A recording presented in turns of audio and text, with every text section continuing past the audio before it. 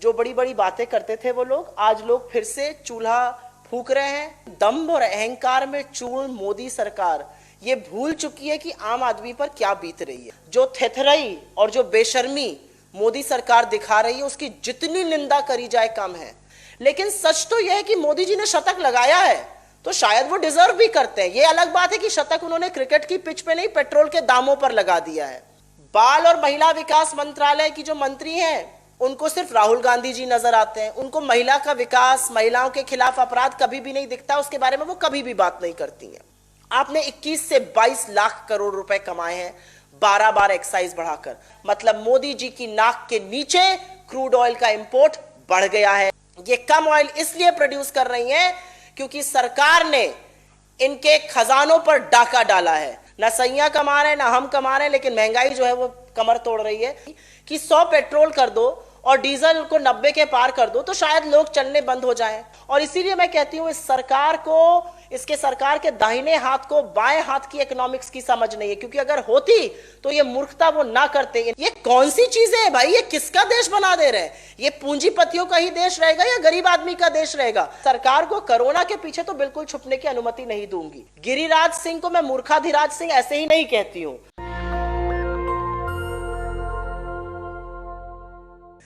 तो एक ये सांकेतिक, इसको आप हमारा प्रतिशोध मानिए, इसको आप मानिए कि हमारा प्रोटेस्ट है। लेकिन एक्चुअल सिलेंडर का आज हिंदुस्तान में यही यूज है। जो बड़ी बड़ी बातें करते थे वो लोग, आज लोग फिर से चूल्हा फूंक रहे हैं, लकड़ी जला रहे हैं, कंडा जला रहे हैं और उसी तरह से औरतें खाना बना रही हैं।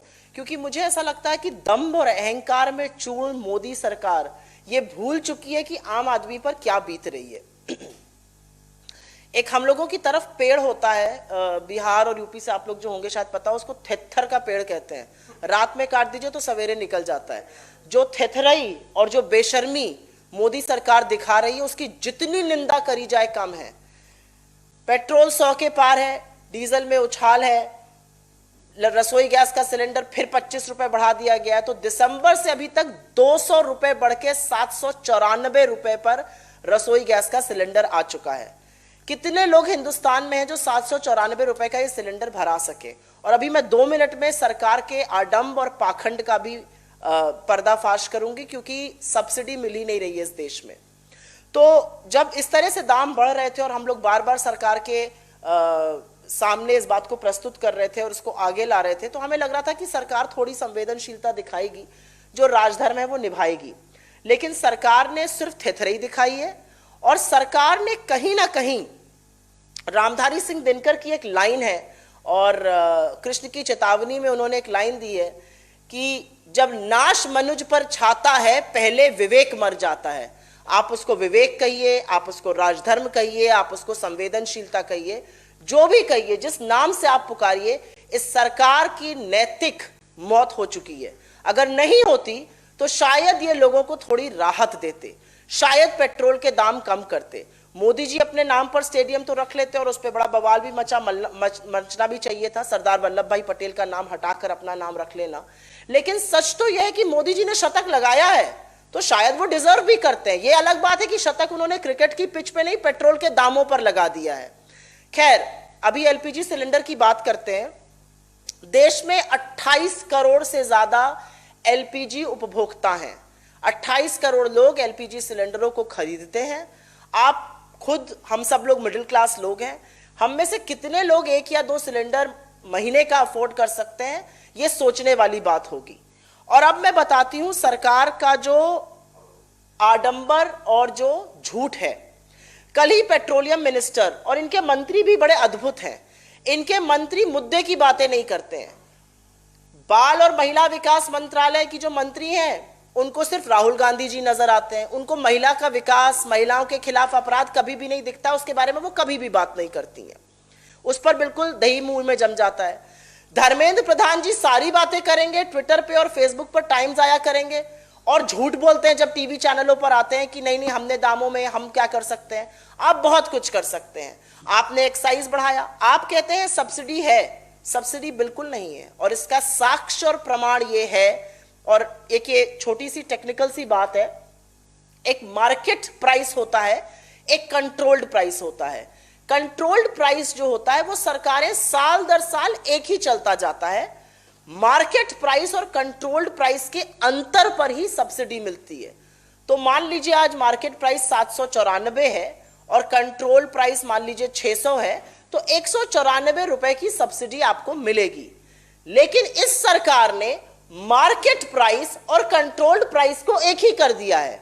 794 रुपए, जो 25 रुपए अभी बढ़े, जो 50 रुपए पहले बढ़े थे, जो 100 रुपए बढ़े थे, जो 25 रुपए बढ़े थे दिसंबर से लेकर अभी तक, इन फरवरी में ही 50 रुपए, 25 रुपए और अब फिर से 25 रुपए, 100 रुपए बढ़ाए हैं। जो ये बढ़े हैं, ये कंट्रोल्ड और मार्केट प्राइस अब एक हो चुका है। तो क्योंकि वो एक हो चुका है, सब्सिडी शून्य है। तो ये लोग सबसे पहले तो झूठ बोलना बंद करें। इनका जो कंट्रोल प्राइस है और मार्केट प्राइस एक है, इसलिए लोगों को सब्सिडी नहीं मिल रही है, पहली बात। और इसका साक्ष्य प्रत्यक्षम किम प्रमाणम कहा गया है कि प्रत्यक्ष को प्रमाण की क्या जरूरत है। इसका साक्ष्य इस साल का बजट है। 38,000 करोड़ की फ्यूल सब्सिडी को घटाकर 12,000 करोड़ इस साल के बजट में कर दिया गया है।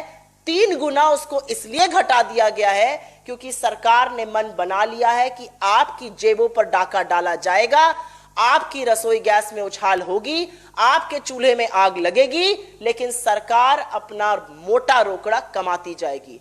कोई और भी सरकार होती तो आज मैं कहती हूं और दावे के साथ कहती हूं, आपने 21 से 22 लाख करोड़ रुपए कमाए हैं 12 बार एक्साइज बढ़ाकर।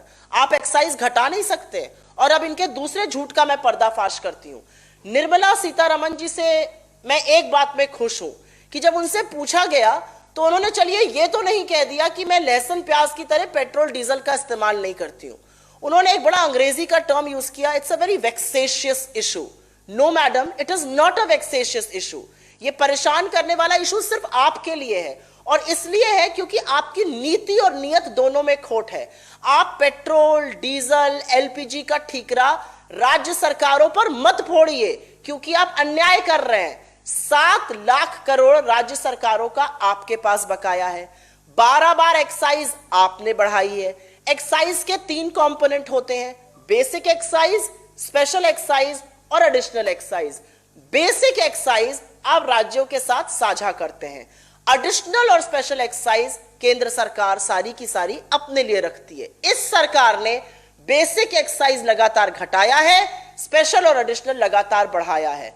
उसके बावजूद भी हमारी सरकारों ने, जैसे राजस्थान ने 2% वैट कम किया, जिससे उन्होंने 1,000 करोड़ की चपत ली, लेकिन संवेदनशील सरकारें यही करती हैं।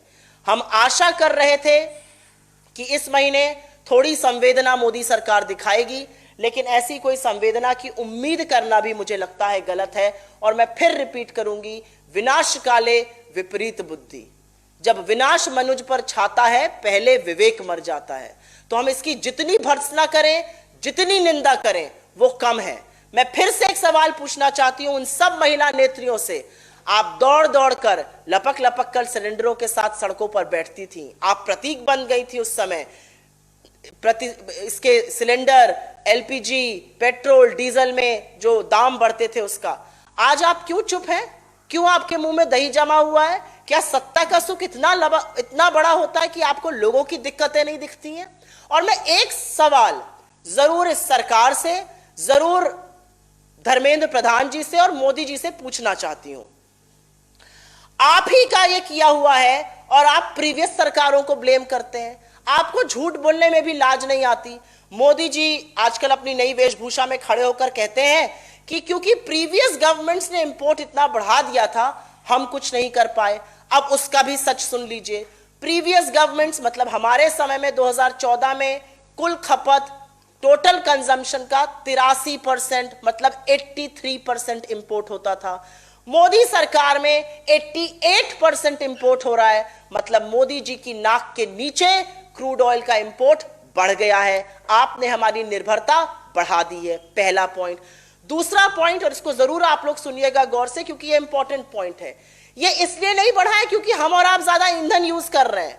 इकोनॉमिक मंदी के चलते, अर्थव्यवस्था को ठप करने के चलते हमारा कंजम्पशन तो घट गया है। ऑयल कंजम्पशन का रेट हमारे टाइम पर लगभग 7% था, अब वो महज 2% है। 6.7% हमारे टाइम पर था, 2.2% इनके टाइम पर है। तो खपत घट गई है, उसके बाद भी इंपोर्ट क्यों बढ़ रहा है? क्योंकि हमारी ऑयल प्रोड्यूसिंग कंपनीज जैसे कि ओएनजीसी हो गया, ऑयल इंडिया हो गया, ये कम ऑयल प्रोड्यूस कर रही हैं। और ये कम ऑयल क्यों प्रोड्यूस कर रही हैं, इसमें भी एक बहुत बड़ा षड्यंत्र है। देखिए, मैं शांति का जहां पर भी हो स्वागत करती हूं। हमारे सेना का शौर्य और पराक्रम का कोई सानी नहीं है। हमारे सेना और शौर्य के पराक्रम के सामने बड़े बड़े लोग झुकते हैं। हमारे सेना और शौर्य के पराक्रम के बूते पर ही इंदिरा जी की दृढ़ इच्छा शक्ति ने पाकिस्तान के 2 टुकड़े किए थे और बांग्लादेश को जन्म दिया था। मैं आशा करती हूं कि मोदी जी उससे थोड़े प्रेरित होंगे और चीन जो अभी भी हमारे घर में घुसा हुआ है उसको निकाल बाहर फेंकेंगे, जबानी जमा खर्च नहीं करेंगे। शांति जहां पर भी बहाल हो उसका मैं स्वागत करती हूं। यहां पर आप जितना स्वतंत्र आवाजों को, सशक्त इरादों को दबाइएगा, उतनी ही बुलंदी से वो और निकलेंगे और आपसे सवाल पूछेंगे, आपसे कड़े जवाब मांगेंगे। नेशनल दस्तक की आपसे गुजारिश है कि अगर इसको बचाना चाहते हैं तो नेशनल दस्तक को सब्सक्राइब करने के लिए रेड कलर के सब्सक्राइब बटन को दबाएं, फिर बेल आइकन की घंटी दबाएं। नेशनल दस्तक को बचाने के लिए बहुत जरूरी है कि हर खबर को शेयर करें, लाइक करें, कमेंट जरूर करें।